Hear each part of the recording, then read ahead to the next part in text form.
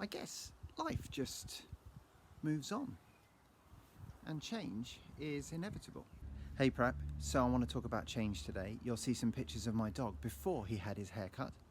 That's my dear Samson, a Labradoodle, gorgeous, love him. And after he'd had his haircut. And it was a dog groomer friend who came round and cut his hair, which is amazing. Social distancing was all adhered to, don't worry.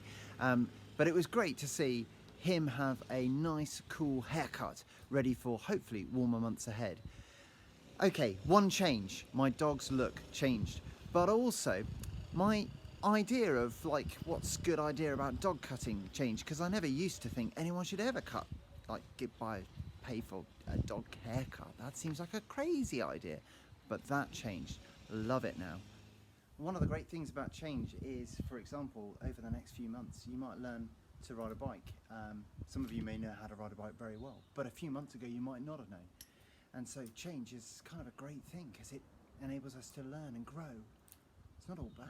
A number of you prep are going to be back in the building in just a week or so's time. It's also going to be true that in September, when everyone's back, well, the year sixes, you're not going to be back. You're going to be elsewhere, across the road. So change happens. On today, Thursday, is called Ascension Day, and in the Christian calendar, that is the moment where we remember that Jesus ascended, went up into heaven. Not via a ladder, just this was to symbolise up. Sure. It's the moment where Jesus hands on the responsibility of passing on the great news of God's love to the whole world, to his band of followers, the disciples. But the great news is that as Jesus went back into heaven, actually, okay, he went up, but God's Spirit came down just a little while later on a day called Pentecost. So Jesus moved from being that physical expression of God, this physical representation, full representation of who God is here on earth, God in flesh.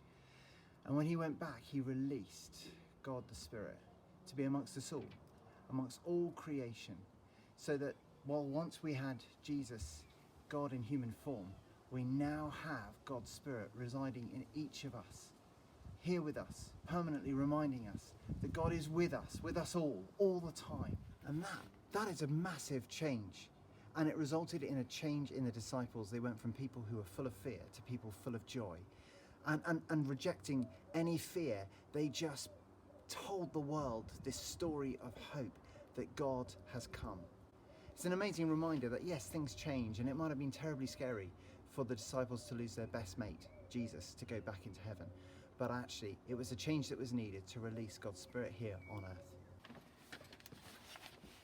So prep school, things will change. We'll get older. If we don't know how to ride a bike, we'll learn to ride a bike. If we haven't yet worked out how to read some of those words that we want to read, we'll learn to read those. Those are going to be good things. Those are going to be good changes. There will always be change, and much of it brilliant.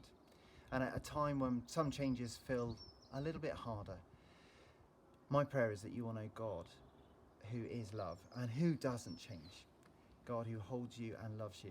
I pray that you will know that that love and that peace is yours unchangingly forever in these difficult and changing times. May you have a really good week. May you have an amazing half term. And for those of you who are fortunate enough to come back to school, may it be a really lovely experience being back in the building. But thank God that we can all be together remotely via video and things like that. Amen.